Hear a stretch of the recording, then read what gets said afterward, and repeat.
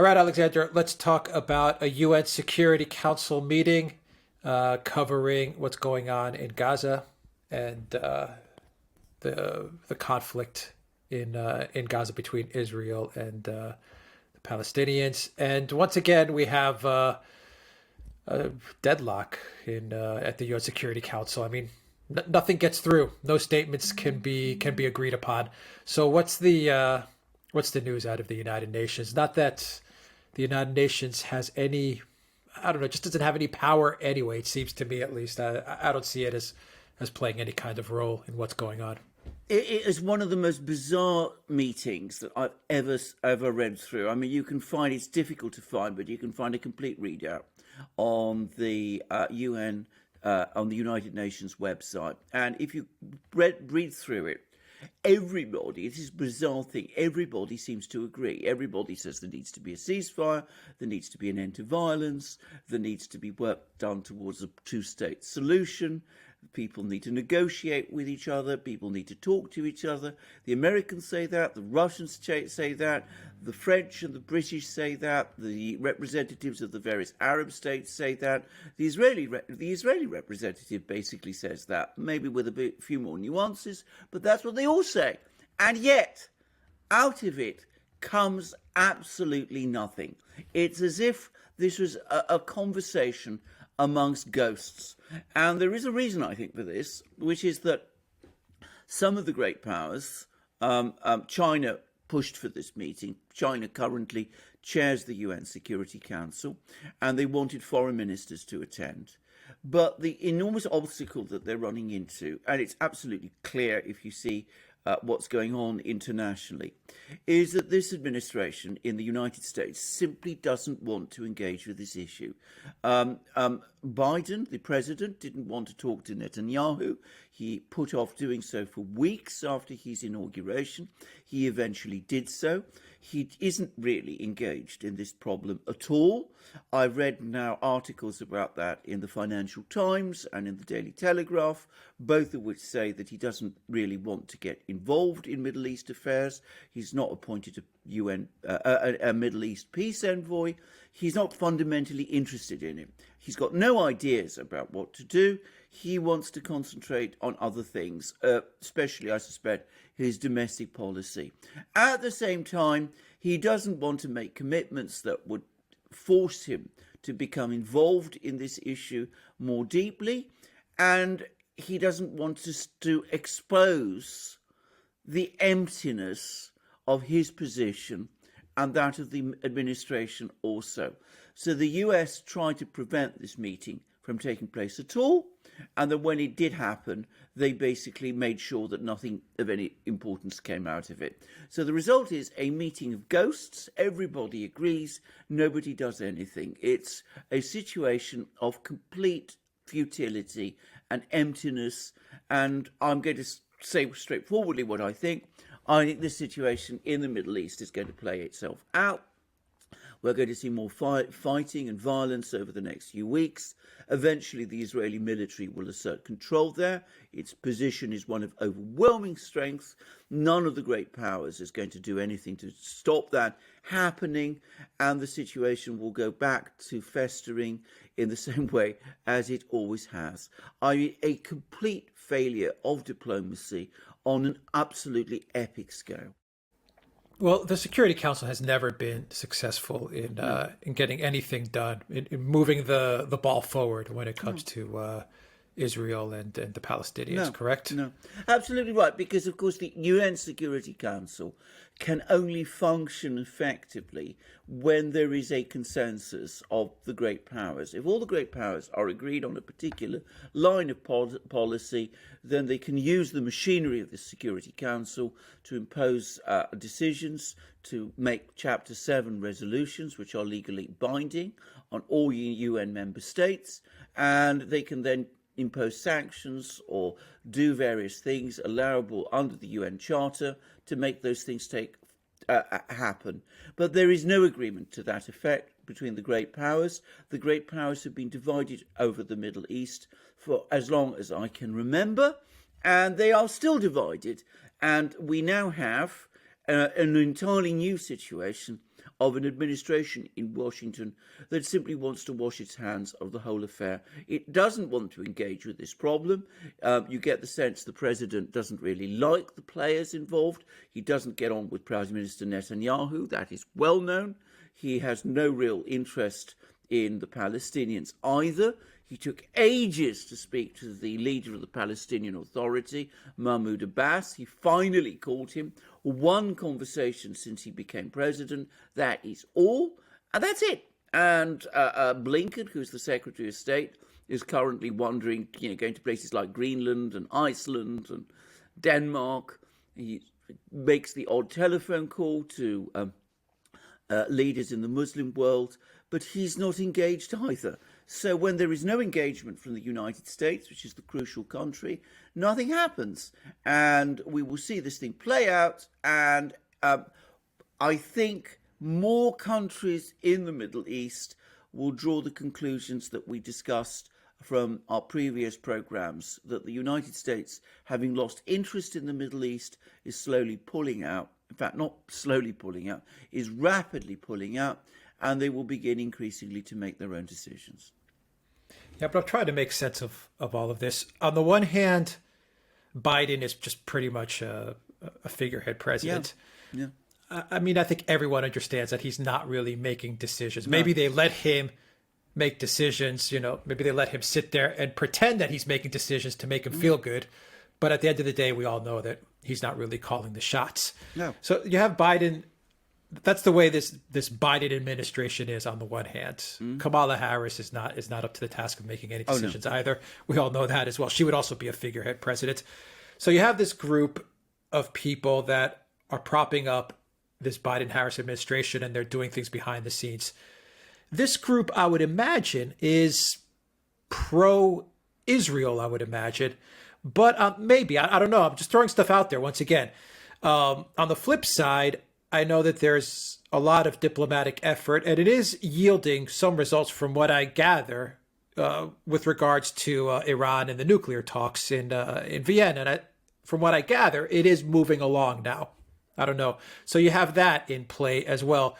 You also have a resurgence of the neocons, who are obviously very pro-war. I would imagine they're pro-Israel, the neocons as well. I would imagine that. Netanyahu doesn't like Biden. Biden doesn't like Netanyahu. Biden doesn't like the Palestinians either. But he's not making decisions. I mean, I'm just trying to make sense. This seems like this is pure confusion. So is the strategy just, close our eyes and just count to 10 and hope it goes away? Yeah, it's exactly what the strategy is. You've described it precisely, and you've also described the various factions precisely, exactly correctly. Now let's talk about Biden and what role he's playing. I've been reading the readouts of his various conversations with Middle East leaders. Now, obviously, these are the White House readouts, but they're all cliches. They all use the same ritualistic language. It's quite obvious what happens. He's been provided with a list of notes. He reads them out over the telephone. When he speaks to these leaders, he's not engaging in any serious way. There's no real feeling there of genuine interaction. And people come away from those calls, Netanyahu, Abbas, whomever, and they come away with no real great sense that anything very much has happened, that this president is not really engaged with this issue because he cannot be. Kamala Harris, of course, is not remotely able to handle this thing. She doesn't have the experience or the knowledge or the political weight to involve herself. Neither, by the way, does Secretary Blinken, if it comes to that. Neither does National Security Advisor Jake Sullivan. So we have that sort of empty, hollow centre. And around it, there are the various factions. You have the neocons, who are very strong. You have people like Senator Schumer and Pelosi, who lean towards Israel. You have the AOC wing of the Democratic Party, which is increasingly in the ascendant. They lean towards the Palestinians. And all of these different groups cancel each other out. So, in effect, the administration is not capable of coming up with a coherent policy, because any policy it does come up with is going to be countered by one of the various factions, And rather than do that and expose the fragmented nature of the administration, they essentially do and say nothing of any real importance or significance at all. They just hope that it's all going to go away. And you talk about the negotiations with Iran in Vienna. What I understand is happening there is that initially the Biden-Harris administration was going to follow similar policies to the one that the Trump administration was going to follow. They were going to try to get a renegotiation of the JCPOA. That policy survived a few weeks. What is now happening in Vienna is that they are basically capitulating to Iran's various demands. If you actually take it step by step, everything we learn is that there's been more concessions always by the US towards the Iranian position. The reason is that the Iranians have gone to Vienna with a well-organized diplomatic team. They have clear objectives before them, whereas this administration has none. So it just fragments. At the same time, as all that is going on, you have other administration officials, more of a more neocon tendency, touring northeast Syria. You can find out all about that on the White House website, basically encouraging various forces there that are opposed to President Assad's government and trying to create trouble and to restart the war there in at least in some form. So you have the neocons doing one thing in one part of the Middle East. You have the AOC versus Schumer sort of wings of the Democratic Party cancelling each other out. You have an administration at the center which isn't very strong and very purposeful and very engaged. And you have in Vienna a whole bunch of diplomats left without many very clear instructions, negotiating with the Iranians who have very clear ideas of what they want. And of course, the Iranians are running rings around them. So that's the situation. Yeah, it's incredible. You have a very weak and completely dumbed down president who has no understanding what the hell's going on, and nor does he care. No. And everyone in and around him is governing in their own way. It's like you have 5 governments in the United States right now, doing stuff at the same time. Do you think Netanyahu understands this? And absolutely. He's using this to his advantage in order to, as you said in the beginning of the video, just play this out and actually let Israel do what it's going to do. Absolutely, that's with force, and with the military behind it, and to just run it. You said run its course in a way, and that's a very diplomatic way of describing what's happening. Yeah, but Netanyahu understands this, you think? And absolutely. Does this also distract from a lot of Netanyahu's scandals at home as well? Absolutely, of course it does. I mean, he was in a very difficult position. It looked as if he was going to lose his position as prime minister, and of course he faces possible criminal charges. What has happened has been perfectly timed for him. I'm not going to jump to any conclusions about that, by the way. It's been perfectly timed for him. His position is consolidated as prime minister, and he will take advantage of this weakness in Washington, which he is perfectly able to read for himself. He will see this thing through to the conclusion, which he will set, because again, there is no pressure on him to do otherwise. In the meantime, what we see is that other governments in the Middle East are making their own decisions. So the Jordanians are now talking increasingly to the Russians, and the Saudis, as I have discussed in a program I've done from my own channel, are now talking directly to the Iranians, their former enemy, in secret negotiations, only they're not secret. Everybody knows they're happening, and the Iranians have recently confirmed they're happening in Baghdad. So the Iranians and the Saudis are negotiating with each other. The Israelis will do what they wish. And the Jordanians and other countries are now increasingly talking to Moscow. We're starting to see the disintegration of the US position in the Middle East, one which took all those decades to put together, starting from the late 1960s, in a few years' time, if this continues, it will totally collapse. Yeah, America's completely lost in the Middle East, it seems, under Biden. Various countries are going their own way, making their own moves because they see that the U.S. is lost. Iran seems to be leveraging that fact. Israel seems to be leveraging that fact. The Palestinians are going to they're going to get the short end of the stick, and I'm being very diplomatic as well when I say that they're going to suffer probably the most. And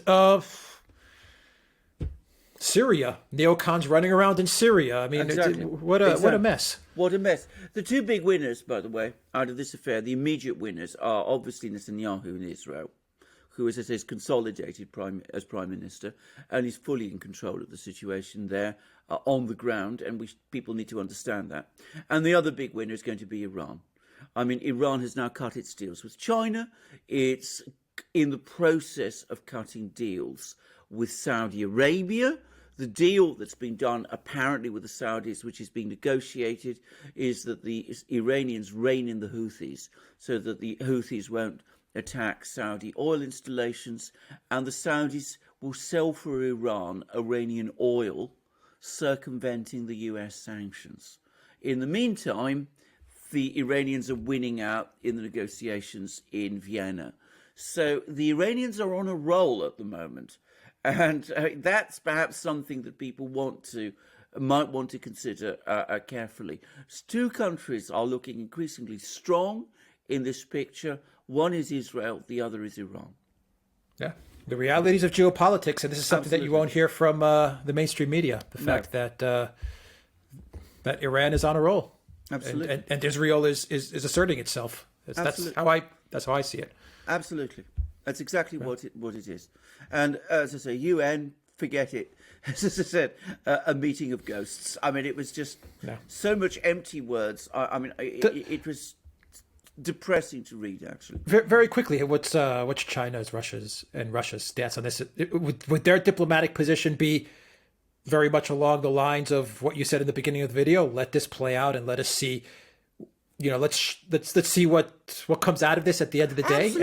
and then we'll deal with the players. Or do you think they're going to insert themselves? No, they right. The Russians are inserting themselves, but to a very, very quiet degree. Of course, they've got good relations with Israel, and they've got good relations with Iran, and they're now extending that. They're undoubtedly encouraging these negotiations between the Iranians and the Saudis, with whom, by the way, they have complicated relations. Sometimes they're friendly, sometimes they're not so friendly. They had a big row with the Saudis, if you remember, a year ago over the oil prices. So that seems to have been resolved. So they're able to talk to everybody. They will see how things play out, and then they will take advantage of whatever situation arises, and they will gradually increase their influence. Their priority at the moment is to stabilize Syria. I mean, they're making progress there too. They're getting the Saudis to open an embassy in Damascus. They're talking about bringing Syria into the Arab League. Step by step, their influence is growing. China isn't that engaged, but it has long-term interests in both Iran, where it's cut this massive deal, and in Saudi Arabia too. And again, the Chinese will wait and watch and take advantage of what comes. The Russians and the Chinese are in a position to do that. The Americans, by contrast, are in full retreat. And I think that's something people need to understand. Incredible. All right. We'll keep on following this story, guys. 10% off. Use the code REALNEWS at the Duran shop. All the merchandise, 10% off. You will find a link down below. And look for us on BitChute, on Odyssey, the blockchain video platform. Look for us on SuperU, the new free speech video platform. It's really cool. Check us out there. And of course, our Locals community, which is our own Duran community on Locals. You'll find all those links down below. We've got all kinds of exclusive videos there as well. I think today and tomorrow we'll have 3 exclusive videos on those platforms. Links down below. Take care.